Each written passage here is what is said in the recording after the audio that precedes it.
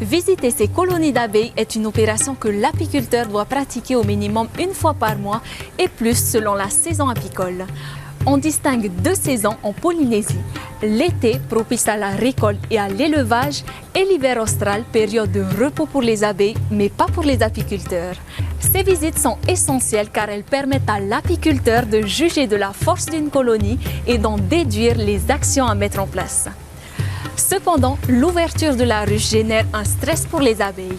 Il faut donc préparer ces visites pour qu'elles soient efficaces et rapides pour ne pas déranger trop longtemps la colonie et ne doit pas s'effectuer en cas de grand vent ou de pluie.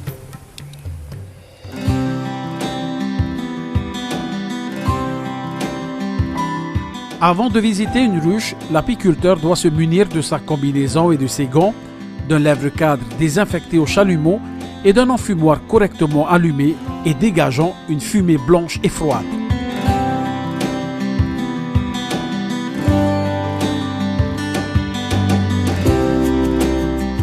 Avant d'ouvrir la ruche, il observe l'activité des abeilles au niveau du plancher d'envol. Si elles sont nombreuses à entrer et sortir de la ruche, c'est un bon signe de vigueur. Si au contraire il n'y a pas beaucoup d'abeilles en activité, la colonie est peu dynamique. Avant d'ouvrir la ruche, il doit enfumer au niveau du plancher d'envol, puis à l'ouverture du toit. La fumée froide et humide permet de réduire l'agressivité des abeilles. Le corps de la ruche que nous allons observer comprend 10 cadres. Une partition qui permet de cloisonner l'ensemble des cadres, 2 cadres de rives qui sont constitués de réserves de miel et 8 cadres intérieurs qui sont des cadres de couvert. Avant de poser le couvre-cadre à côté de la ruche, vérifie que la reine ne s'y trouve pas. La reine se distingue des ouvrières par son abdomen très long. On peut maintenant observer, sans les déplacer, le nombre de cadres couverts par des abeilles. Si tous les cadres sont habités, la ruche est bien peuplée. S'il y a moins de 5 cadres avec des abeilles, c'est une ruche peu peuplée qu'il faudra dynamiser.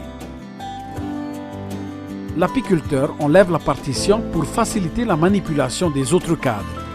Attention, les interventions au sein de la ruche doivent se faire délicatement pour ne pas blesser les insectes.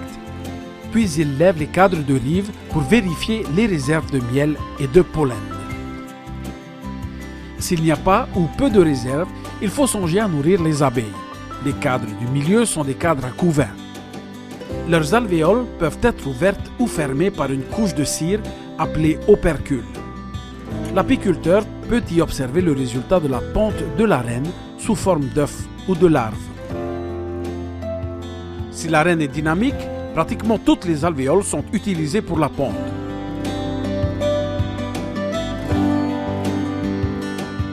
Si elle est moins performante, une partie des alvéoles operculées seront réparties sur le cadre de façon irrégulière.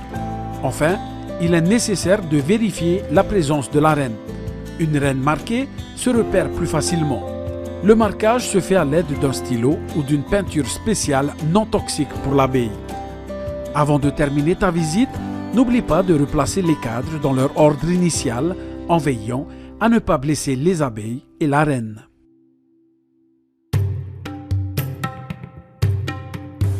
La visite a permis d'observer le dynamisme de la colonie, la présence de réserves en miel et en pollen, la quantité et la qualité de la ponte et enfin la présence de la reine.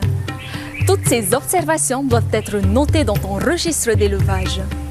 Il te permettra d'organiser le travail et de préparer le matériel pour ta prochaine visite sur la ruche.